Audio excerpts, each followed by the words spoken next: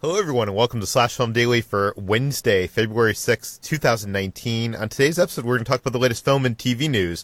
This is Slash Film Editor-in-Chief Peter Sciretta. Joining me on today's podcast is Slash Film Weekend Editor Brad Oman. Hey, that's me. And writers Hoai-Tran. Hey, everyone. And Chris Evangelista. Hello. Okay, guys, we got a bunch of news today because we're catching up on all the news since the weekend. Let's start off things with they're making a Groundhog Day sequel, which is kind of a surprise, but it's not in the form of a movie. Brad, tell us about it.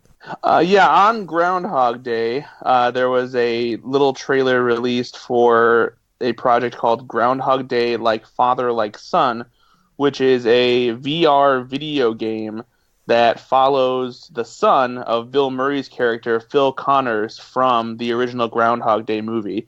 And just like his father, he wakes up on Groundhog Day in Punxsutawney, Pennsylvania, and is stuck reliving the same day on Groundhog Day over and over again. And while it seems kind of silly and odd to do something so simple as having Phil Connors' son, deal with the same thing he is, what's kind of cool about this is that because it's a VR video game, you are the one who's in control of, the experience, and you have to try to figure out how to end the time loop. And so you get to walk around and see how things unfold, and it basically seems like it's going to be like this big time loop puzzle kind of game where you have to figure out how to stop it. So that seems like it could be really fun, and it's at the very least it's better than them trying to do a movie sequel. I mean, I agree there, and I love the idea of time loops, and exploring that in a video game form seems like a good idea. If you think about it, like Groundhog Day or Westworld is basically like a video game, but I don't know. This looks so bad. The animation style looks bad. You gotta tell me that they couldn't have gotten Stephen Tobolowsky to reprise his role as Ned in this video game. Like, I'm sure he would have been willing to step into a sound booth for a couple hours to record some lines for this VR video game. HT, what do you think of this? I wasn't really impressed by this trailer. The animation, again, like you said, is just kind of bad and a little creepy. And I don't really feel like there's a good driving narrative other than just reliving the same day over and over and doing something differently. Like, as opposed to a video game where you have some sort of goal in mind. Like, I don't know what the goal for this would be. Well, the goal is to set the series of events in order to make it so that day continues, right? I guess. That's why I think that's what's cool about it. Is it feels like it's going to be a puzzle game, so you kind of have to figure out what to fix and what to do, and probably like things you have to stop from happening, and like probably kind of like when Phil realizes that he needs to start treating people better and save people from inconveniences and mishaps and stuff like that. When he starts doing stuff for other people, I imagine that's probably what you have to do. Is you have to keep a series of mishaps around happening. So you probably have to observe first, and then be like, okay, so I have to be here at this time and stop this from doing this, so this doesn't happen. That's what it seems like to me, anyway. This game sounds like Chris's worst nightmare. I actually don't think the animation style is that bad, like you guys were saying. But other than that, it doesn't really hold much interest in me. Yeah. Yeah. Okay, let's move on to Alita Battle Angel. Both HT and I talked about this on the water cooler. We both really enjoyed this movie. I think HT more than me. And this film kind of, is orchestrated in a way that it's supposed to set off a franchise. It leaves there's some cliffhangers and stuff like that.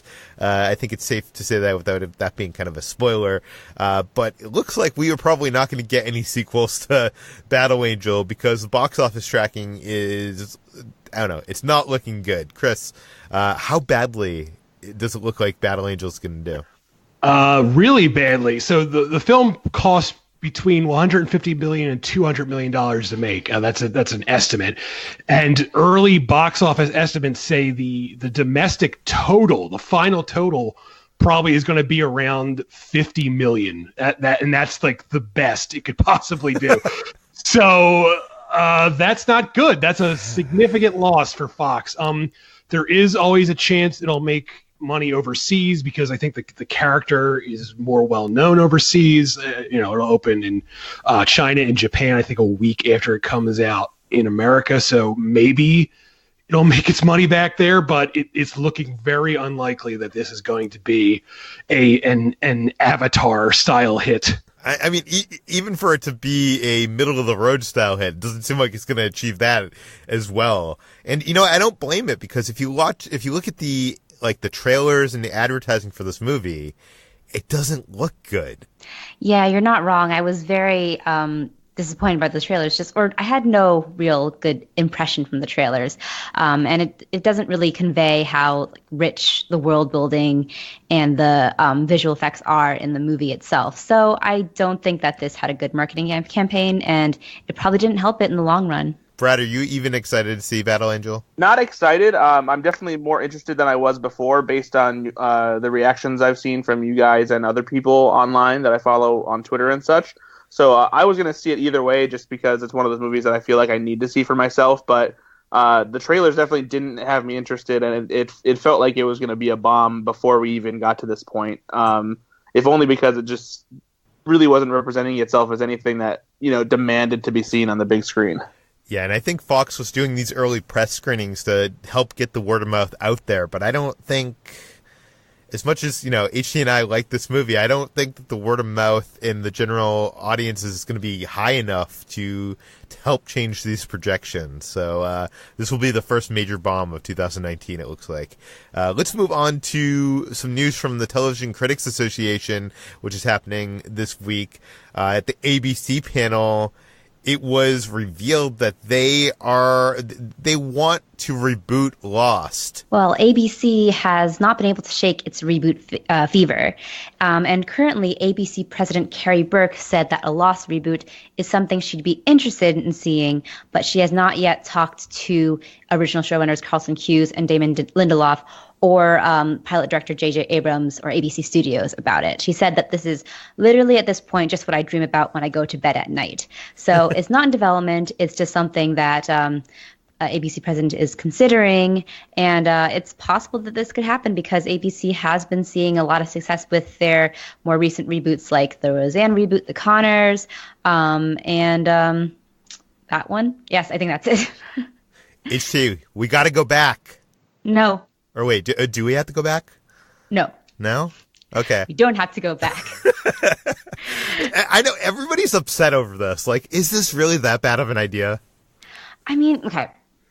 For me, I understand that a lot of people were very frustrated with Lost, but I just loved everything about that series with all of its messy, grand ambitions. And I feel like this was one of the last sort of big event water cooler shows, apart from Game of Thrones, and it felt like having that sort of environment and watching it in that context, and in like the context of 2004 when it came out, was very essential to the series for me. I feel like it was kind of a lightning in a bottle kind of of series, and I don't know if that could strike twice. Ever since Lost, I was a huge Lost fan. Ever since then, I've been looking for a show that's like this, and I think Westworld is the closest we've gotten to that. Peter, didn't you ever see Flash Forward? Or I did see Flash Forward, and I saw that one in the boat. What was that one? I don't remember. There were a lot of shows that tried to do that Lost thing after Lost was such a big thing, and none of them were good. The Event. The Event. How memorable that show is. Lindelof kind of did something similar with The Leftovers, and I haven't seen it, but I know people say that he pulled off the ambitious concept that he was trying to do initially with Lost. So maybe kind of repeated with The Leftovers, but doesn't have quite the pop culture impact as Lost did. But yeah, I agree with you, Peter. Like, I haven't really had a show like Lost that has kept me so just enthralled the entire time. See, I feel like when an idea of a reboot like this comes up, we're so against it because we just see so many bad reboots. But I don't know. I feel like Lost could potentially be, if done right with the right people, I know that's a lot to accomplish, could be kind of like, it could be like a Twilight Zone kind of thing where we're exploring these kind of interesting sci-fi ideas with the human dynamic, and the island could mean many different things. Like, it could be a different island. I don't know. It would probably be horrible. Brad, are you at all interested? I don't really want them to try, just because it has a lot to live up to, and it's never going to live up to that original series. I feel like what would be cool if they could pull it off, and in this day and age, it's kind of hard to do that. Is if they could make a show that was like a sci-fi show, with weird mysteries and stuff like that, and then it's suddenly turned into a Lost spin-off, and you didn't realize it until like the end of the first season or something like that. That would be incredible. But that would be impossible to do, because then you'd be like, why is J.J. Abrams and, Damon Lindelof and Carlton Cuse executive producers on this weird new show? I mean, if anybody could pull it off, it would be them. Like they could figure out a way to make it secretive, maybe use pseudonyms or something like that. But the problem is that those kinds of things, do get found out, and the lid would probably be blown off it before the secret got out in the way they wanted it to. But, I mean, there have been, surprises that have happened before. I mean, no one knew that Split was going to be an Unbreakable sequel until the last minute. So, yeah. Plot twist: Watchmen is a Lost spinoff. That sounds impossible but possible. Okay, let's move on let's talk about other sequels in development, or maybe not in development. Over the weekend, we learned that 2 Zootopia sequels might be in the works, or not, if you ask the filmmakers. Brad, what is going on here? Yeah, so this is kind of a rumor for now, but it feels like it's coming from a source that could probably be trusted at this point. It seems like there's at least development on 2 Zootopia sequels, which we can call Zootopia and Zootopia. And this comes from one of the voice actors in the movie, Tommy Tiny Lister, who you might remember from playing the president in The Fifth Element and one of the prisoners in a small but key role at the end of The Dark Knight. He's the voice of the little fox sidekick that helps Jason Bateman's character Nick Wilde pull off scams on the side. And he made some publicity appearance, like for a Q&A. I think there was some kind of like family screening of Zootopia at a Dave & Buster's, and he was doing a Q&A there. And he mentioned that they were doing 3 total Zootopia movies. And so it was kind of off the cuff, but he sounded pretty confident and in the know about it. But the only downside to this is that we haven't heard of any active development on a sequel. So at the very least, like, it's not something that seems to be in production. Maybe they're still trying to crack the story or something like that. Because even any hints that there were of a sequel when the original came out, it was only discussions of different environments and like settings and stuff that they wanted to explore in the first movie, but just didn't have any room for. There were never ever any discussions of possible plot threads or stories or how. Well, it could just be another case. It would be a buddy cop story, right? Yeah, no, for sure. Yeah, it's easy to imagine, like, the simple setting for what it could be. But yeah, otherwise, so for now, sure, maybe there's 2 more Zootopia sequels in development. The one thing that does make this seem likely is that Disney is about ready to spend a bunch of money creating a Zootopia land at their Disneyland Shanghai location.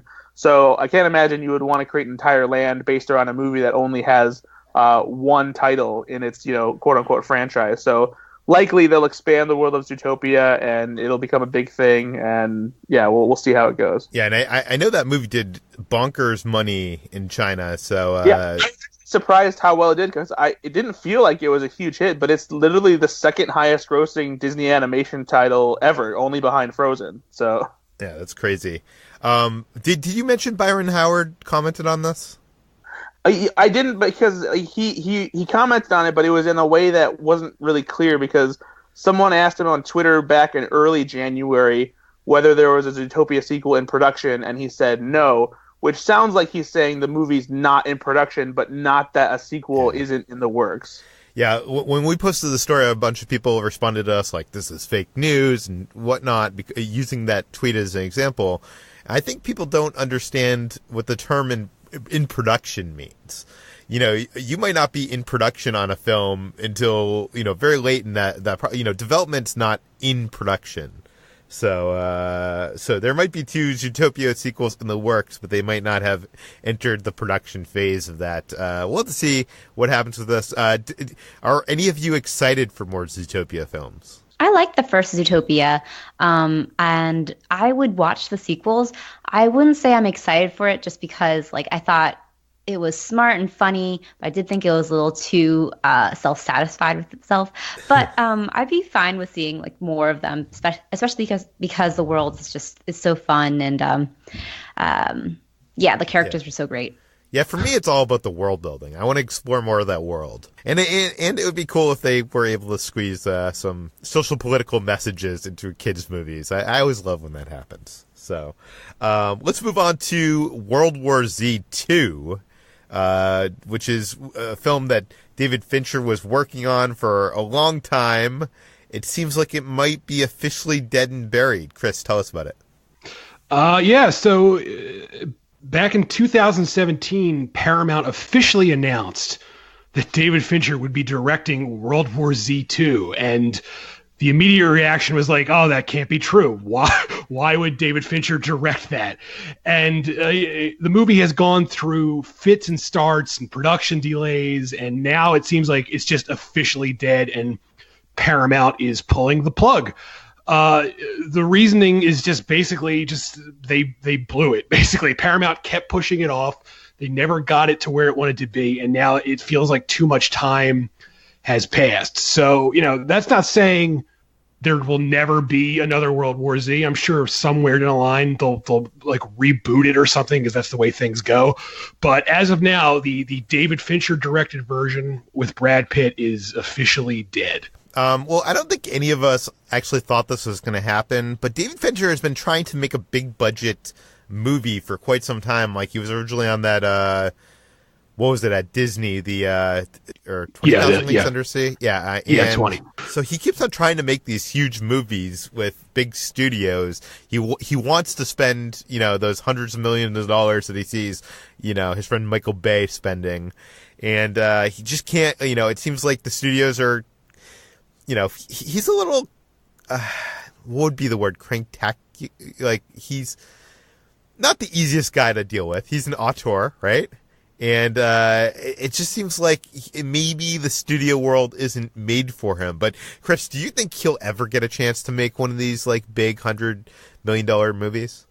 I guess. I mean, he doesn't really make cheap movies to begin with. I mean, his movies, as they are, but I love David Fincher. I love almost all of his movies. So, I would definitely see a movie he did that was a big blockbuster. But I just want him to do something at this point, because he hasn't made a film since Gone Girl in 2014. He's directed episodes of Mindhunter on Netflix, which is good. But I really want a new David Fincher movie. I hate that we haven't gotten that in a few years. So I'm hoping, now that he's officially off this, he'll actually move on to just something else, and we'll get a new movie from him soon. Disney really needs someone to direct Guardians of the Galaxy Volume 3. Maybe they could get David Fincher for this, right? What would that look like? I don't even know what that would be. That would be insane. I would be the first to pay money to see that, though, just to be like, what is that? But that does bring us to our next story. That is Taika Waititi, who had been kind of rumored, and fans have been kind of maybe not speculating, but wishing that he might take on the role of director in the third Guardians of the Galaxy movie. He came out and kind of said that's not going to happen. Brad, tell us about it. Yes. So Taika Waititi appeared at the Television Critics Association panel for FX as they're presenting their new series that are coming in the next few months here. And What We Do in the Shadows, the film that he directed, is getting a television adaptation on FX. So he was in attendance and was inevitably asked about the possibility of him doing another Marvel movie. And he confirmed that if he did do one, it wouldn't be Guardians of the Galaxy 3, but he is still down to do some kind of other project with Marvel Studios. So that's definitely a big disappointment for people who thought he was the only person who could really inherit those reins, especially for those who thought it would be cool if Thor stuck around and teamed up with the Guardians of the Galaxy, since their banter and involvement with each other in Avengers Infinity War was such a cool experience. But, it's just, at this point, I just don't know who should be stepping up to direct Guardians of the Galaxy 3. And as time goes on, more and more people just keep saying, just get James Gunn back, because that was a whole shitty situation. Even people like every now and then people toss around like Edgar Wright online, And But Edgar Wright would never do that. He got screwed. He even said in a tweet too. He was like, I know who should direct Guardians of the Galaxy 3, James Gunn. And Chris Miller also said the same thing when he was offered a similar proposal by fans on Twitter. So like, there's plenty of filmmakers out there who think that James Gunn still needs to be the one to direct Guardians 3, and it's just a shame that Disney, put their foot in the ground and are trying to hold firmly on something so stupid like this. Well, also James Gunn is now busy with the Suicide Squad over at Warner Brothers, so it doesn't look like he's going to be coming back. I mean, maybe if Marvel and Disney wait a few years, but like, who do you think Disney could actually get for this? Like, I feel like anybody that would be exciting is going to turn this down because they're either friends with James Gunn or they know that this is a horrible minefield to enter into. And then I don't feel like if Marvel hires someone like, a Sundance director like they did with, Spider-Man Homecoming or, something like that, then I feel like the fan backlash will just be insane. Like, I feel like they need to get someone that fans are already behind and know. Maybe Joe Cornish, because he needs a hit after The Kid Who Would Be King, and he's still a great accomplished director. I was actually about to say that because I think that he could do something really good with a property like this, but I wonder if he's too close with Edgar Wright and maybe didn't like the experience that they had on Ant-Man to do that. Yeah. One of my friends suggested Shane Black, who obviously is coming off of The Predator, which wasn't that big of a hit. And he's worked with Marvel in the past with Iron Man 3, but I'm not sure if even he would want to. Like, I feel like he seems like a guy that has like a code of ethics that would prevent him from taking on someone else's movie. And also, like, would he want to direct someone else's script? I feel like he is usually involved in the scripting as well as the directing. Plus, then Guardians of the Galaxy has to take place at Christmas and in Los Angeles. Yeah. Hey, they could have a Christmas tree on the ship, right? They did that in Aliens. So they already do have a Christmas tree on the ship. His name's Groot. Now I'm picturing them dressing Groot as a Christmas tree. Why haven't they made that Hallmark ornament, Brad? Groot as a Christmas tree? I mean, because there's plenty of Groot ornaments. Yeah. Maybe you're onto something here, Peter. I should be in the merchandising, Disney merchandising. Okay, let's move on to another Disney property. That's Avengers Endgame. I think we talked about this a couple months back when the Russo brothers said that the current cut for Avengers Endgame was, or at that time it was Avengers 4, was over 3 hours. And at the time we talked about it, we were like, oh, but it's probably going to get cut down from there. Like, this is probably just an early cut, whatnot. But it looks like it might actually stay that long. HT, is that what's going on? Yeah, their 3-hour cut has not gone down. It was back in November of last year that Anthony and Joe Russo said that they're at the halfway point of editing Avengers 4/Avengers Endgame. And they said then that it was a 3-hour mark. And recently, Joe Russo said, we're still at the 3-hour mark. And it may stay that way because they've been getting some great responses from test audiences, apparently, who apparently sat down for all 3+ hours, however many it is, and did not go to the bathroom once. So that's kind of the Russo brothers' testament to why they may keep the 3-hour runtime. And they said that Disney has given them permission, essentially, if at 3 hours the film is able to hit all the emotional beats that it needs. Brad, does a 3-hour Avengers movie excite you, or is that make it less like? Are you less excited over that? No, I mean, Avengers: Infinity War, for being a 2.5-hour movie, feels like a breeze to me. I'm sure maybe Chris might disagree with that since he's not as big of a fan. But no, I'm all, especially considering how big of a deal this is and how much has led up to this. A 3-hour Avengers movie sounds perfectly fine to me. So yeah, bring it on. It could be as long as they want it to be. Chris, how long does it need to be for you? 45 minutes. Just cut and dry. Not even feature length. Just open with a quick recap, and then go into a fight scene, and then cut to credits. We're done here. Hey, we need the humor. We don't just want we don't want the end of the Marvel end of the movie fight scene. That's the least interesting part of the movie. You want the riffing? All right, just have 45 minutes of riffing and then credits. But Chris, doesn't a epic movie like this is a conclusion of 10 years of Marvel Cinematic Universe, doesn't this deserve like an epic runtime of 3 hours? I don't know. 3 hours is pushing it, man. I don't know. Like, I actually like long movies that know how to handle their pacing really well. Like, one of my favorite movies is Oliver Stone's JFK, and that movie is very long, but it knows how to handle the pacing. And if the Russo brothers can do that, they can get the pacing down.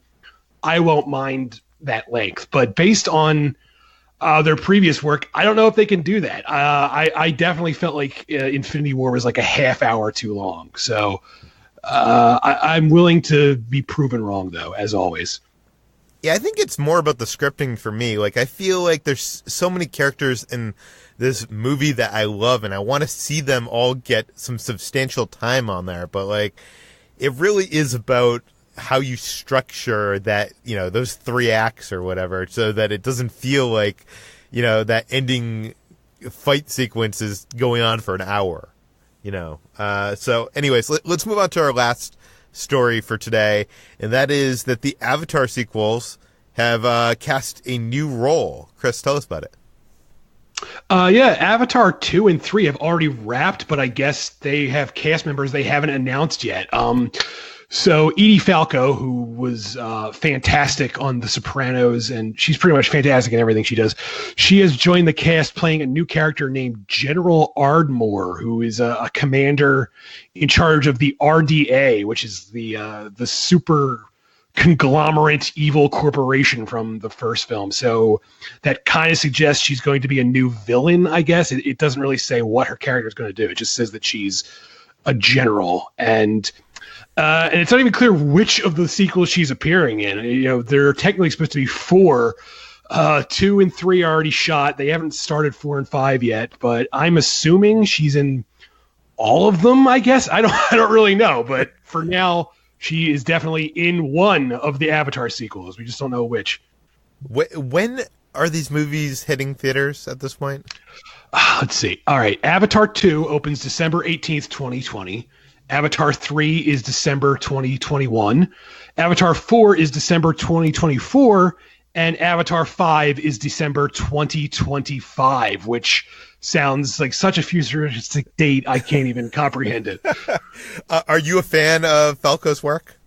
I love Edie Falco. She is a great actress. She's one of those actresses who she doesn't give like showy performances, but she's like theater trained and she knows exactly what she's doing. And if you go back and watch her on The Sopranos, she's pretty much knocking it out of the park every episode. Yeah, I feel like I mostly only know her from The Sopranos, but it is weird that they're announcing this casting after filming has been completed. Maybe they're doing reshoots? Or I guess, but would they really add a whole new character for reshoots? That seems... Yeah, I imagine that this is one of those situations where we just don't know anything about the movie, and she's been a part of it this whole time, but they just hadn't announced her yet. Yeah. It's not as if they're shooting out in public where we can see them anyway, so she wouldn't have been spotted on set. Yeah, that's very possible. I mean, they're shooting in these warehouses in, Manhattan Beach or whatever. Okay, that brings us to the end of today's Slash Film Daily. Brad, where can we find more of your work online? Always on slashfilm.com. Also on Twitter at Ethan_Anderton. And you can check out my podcast, Go Flix Yourself, available on iTunes and other podcasting platforms. And also, if you want to listen in, I just recently recorded an episode of Mousterpiece, which is Josh Spiegel's podcast, where we talked about Doug's first movie. And that's coming out this weekend, I think, on Saturday. So if you want to listen to me get really mad about how terrible Doug's first movie is, listen to that. Wait, I thought he only reviewed Disney movies. The Doug's first movie is a Disney movie because... Wait, it is? Yeah, because Disney bought ABC in the late 90s, and they picked up Jumbo Pictures, which was the creator of Doug. So Doug went from being a Nickelodeon show to being an ABC show, and when it went over to ABC, it all went to hell. Why don't we have a Doug ride, Brad? I mean, I would love to have a Quail Man ride. That would be amazing. Okay, HT, where can we find you?